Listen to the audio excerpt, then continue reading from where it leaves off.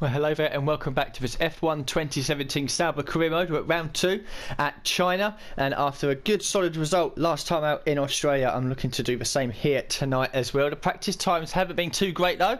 I'm on the fringes of the top 10, but I'm not too worried. It's usually from about Silverstone onwards that we really do pick up momentum and we have a good, always strong end of the season. So for the first few races anyway, it's just picking up as much points as we can. The minor upgrade has come in successfully, and I'll have a look at that in a second to show you. But first of all, it'll be the voicemail for the qualifying objective, and that objective is to get through into Q3 at least, qualifying 10th and try to beat our rival Magnussen. So like I've said then, the minor upgrade has come in, which has given us a nice little bit of a boost there over Renault. You can see we're the only team to upgrade in the last 2 races, and we'll be looking to do at least one, possibly every week if we can. So we have a look at upgrades there. You can see there the chassis and the powertrain are now quite high. The aero, of course, is lagging a little bit, unfortunately, but we will be able to get onto that at some point in the season. So now we've just got 2 minors and 2 majors to go, but we know this one is going to be half price and will be a guaranteed 1 week wait for that. So I'll probably leave that until the end, just in case, let's say, one of these fails as well. Then I'll just save up the resource points and get 2 done at the same time, because they'll both be guarantees for the next week. And you can see there as well that if we were to get that done, it would probably put us level with Ferrari and ahead of Williams. So we're the 5th best in the powertrain, but we're still lagging behind on the aero. As for the upgrade speed and all that, 5 more races including China to get a 15% bonus as the first driver for our resource points, and we're now just 1 classic car event away from unlocking the ultimate size upgrade from being halved from 6 weekends to just 3. And once that does come in, I will probably use my sponsor bonuses to get some of these ultimate upgrades done, or even wait to the end of the season, because it's 1200, which is a bit of a, you know, I need at least 2, possibly even 3 race weekends just to get enough to do that, and then we've got to wait 3 weeks for it to come in. And if it fails, then it's going to be possibly 1 or 2 weeks for another 600 credits as well. So these are very expensive upgrades, but you can see there how much gains we would make if we were to pop an ultimate on. Of course, I could spend resource points over here to get this a little bit cheaper. I'll probably need about 2 to 2,500 in total, just to reduce the chance of parts failing. But for now, we're not going to worry about that and just try to bolt everything on. As for the power units and everything is sort of in low 20s, in the teens. We've got 20 there, 24 on the ICE, and the gearbox as well, already up to 15% after just 1 weekend. So quite high rate, high wear rate, I should say, after Australia. Hopefully it's not too bad around China. So we'll go to Q1 then.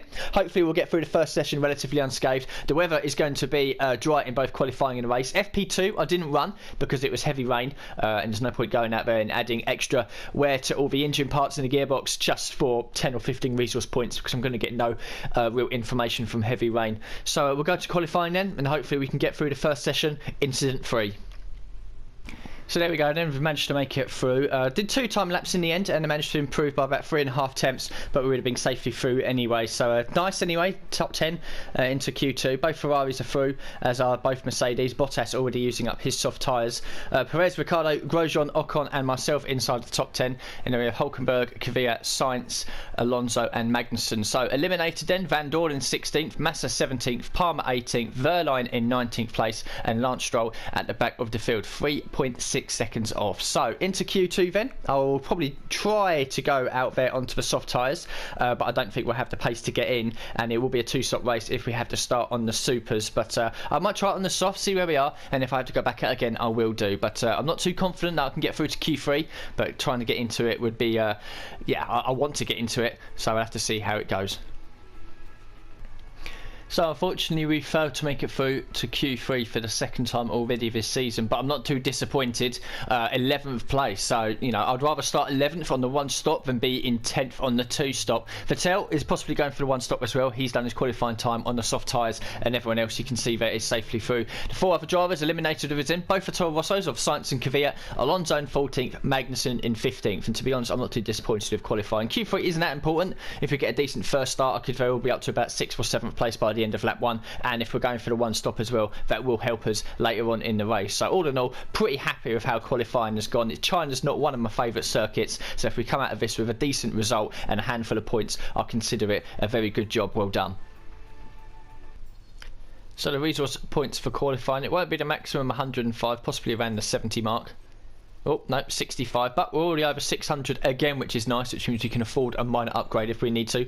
We both completed qualifying, and I managed to out-qualify Magnussen, so we're now leading at 11-9. The reputation, session goal, down a little bit, but we managed to beat our teammates, so not much has changed there, and I'm not too bothered by it. So we'll listen to the voicemail then for the race objective. This will probably be around about 10th place again. Yep, there we are. Finished in 10th, beat Magnussen and remain in 11th place or higher in the championship. So, not much else to look at then. I'm not going to change any bits of the car. It's all a little bit pointless. So, we'll go to the track then. We'll have a look to see what the grid order is, and then we'll sort out our race strategy.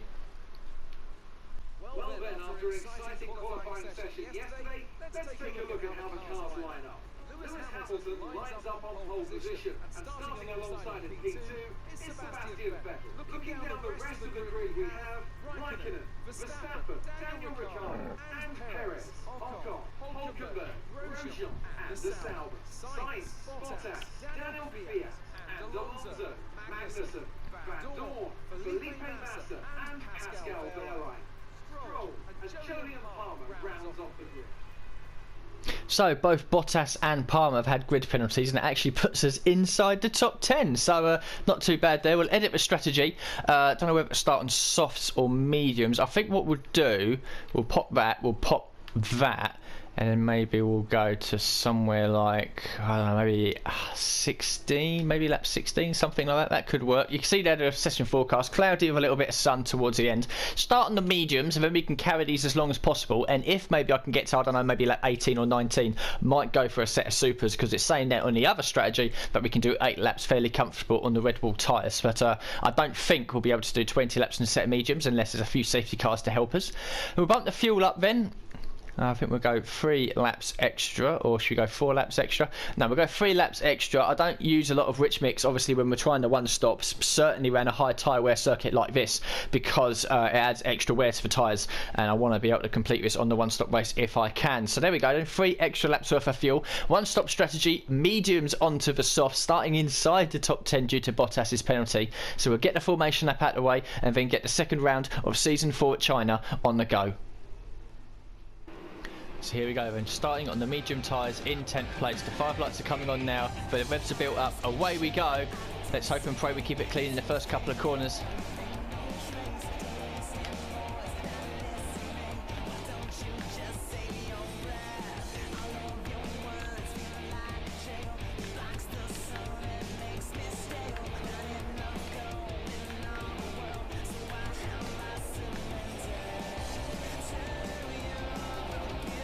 Probably the worst start I've ever done for a while, but I know I can get a few places back here into turn 4.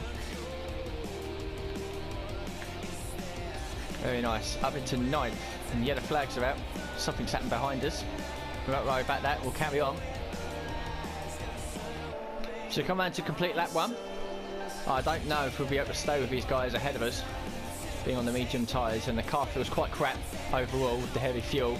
Back end is sliding around a little bit, but that will increase, keep getting better as the race goes on, as we start to burn through the fuel. So I'm not too worried about now, just trying to maintain position on these medium tyres. Oh, it's all kicking off here, so, oh, and yeah, there we go. VSC is out. Hulkenberg and I think it's Magnussen have retired. Bottas has got an engine issue as well, so it's all kicking off here early on. So into lap 6 then, still getting DRS, and these guys are battling ahead of us as well. Give them a little bit of space just in case one of them decides to change direction, but we're keeping pace with most of these guys. We're running wide, it's going to be a half spin. Through goes Sainz, that's disappointing. So into lap 10, Perez and Ricciardo are the next of the front runners into the pits, leaving Sainz and Vettel still out front. And the fact they've gone down to at least 10 laps on the super soft tyres means there's a possibility they may try the mediums and the one stop, which is not what we wanted.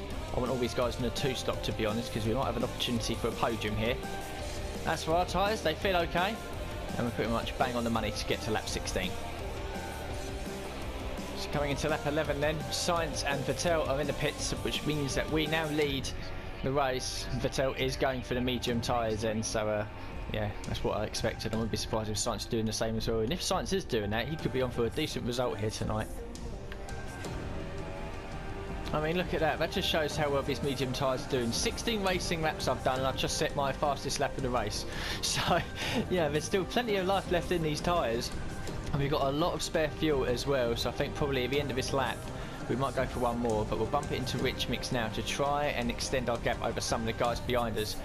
Pit now, we join position is P6, and I still think there's a few guys that still need to pit as well. So like I said, we keep it nice and clean. We're going to pick up a good handful of points here.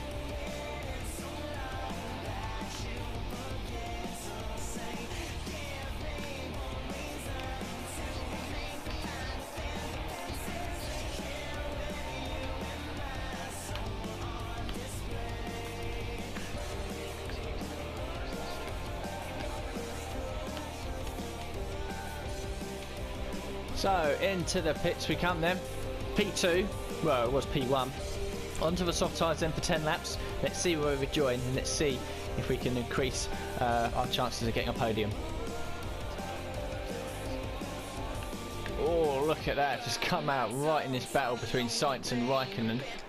I want to be able to get past Sainz as quickly as possible.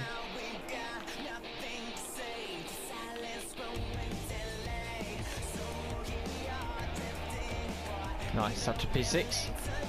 Let's hunt after Raikkonen. So around the final corner, 2 laps to go then. Verstappen has managed to pass Sainz for 7th place, but he's not catching us. We're pretty safe in 6th. We lost a little bit of time to Raikkonen every now and again, and because he's hunting down Perez, who is being caught by myself as well, but he's just a bit too far ahead for us to really do anything in the final 2 laps. I'm going to keep pushing anyway, because you never know what might happen. But it looks like their 6th place is going to be ours. So, final lap on the back straight. Pretty much nailed on for 6th. Raikkonen is having a go at Perez up ahead. You can just see him in the distance. And I'd absolutely love it if both of them ended up pushing each other off the track. But it doesn't look like it's going to happen. And it'll be 6th place for us.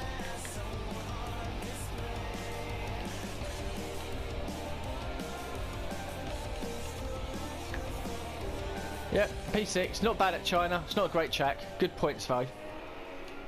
So yeah, 6th place in the end around China to go over 4th place at Australia. Good start to the season then, I'm pretty happy overall. Most of the field did the 1 stop there, in fact it's probably a 50-50 split on 1 and 2 stop strategies, but the 1 stop again is obviously the favourable round here. Vettel has won, 15, nearly 16 seconds ahead of a 2-stopping Hamilton, with Ricciardo completing the podium. Perez withstood that pressure from Raikkonen right up to the line to win by just a couple of hundredths. He takes 4th. Verstappen, I said, passed Sainz towards the end, he's in a good 7th place. Ocon in 9th, and Alonso, well done to him, making the 1 stop work. He picks up the final point. Grosjean and Bottas, who had a very quiet race, down in 12th place. Then Massa, Palmer, Kvyat, Verline in 16th, Van Dorn and Stroll, who was a lap down. The 2 retirements, Magnussen and Hulkenberg, happened early on in the race and didn't affect us in the slightest. So we'll look at the standings then, see what's changed. Vettel leads 1 point ahead of Hamilton, who's 1 point ahead of Raikkonen. Perez has dropped down to 4th place, but still 27 points is a good haul. We're in 5th on 18, just ahead of Ricciardo in 6th on 15, and then a handful of other drivers as well with low scoring points. In the constructors then, Ferrari lead 28 points ahead of Mercedes. Force India already ahead of Red Bull, and it might be a good opportunity to see if Force India can stay in 3rd place as well. We've dropped down to 5th, which is understandable. Now Red Bull have scored some points. Renault on 10, Toro Rosso on 4, Haas and now McLaren have scored their first point of the season, so it's just Williams who remain pointless after 2 races. So the resource points for the race, clean lap 92%. We got an extending when we went into the pit lane, that track limit warning, because you can cut the little left hand bit there, but you get a warning for it unfortunately. But still 116 points, takes up to 758. Resource points as well for first driver bonus, good in practice. Qualifying was a bit low, race is average, but it's another 53 anyway. The rivalry update, 4-1 against Magnussen, puts us at a 5-point advantage halfway, and the team approval has jumped up to 100% with Renault, Toro Rosso and Haas. McLaren with the next team to join them, so a good weekend overall. And finally the career score for the weekend, good opportunity. I think we should be able to hit 10,000. We might be just underneath it. I think we're going to be just underneath it, aren't we? Yeah, 8651 brings our season total to 16,000, and we're over now 550,000 mark in our total career score. We don't have a classic car event, so that's fine, but that will happen in the next few races, I'm sure.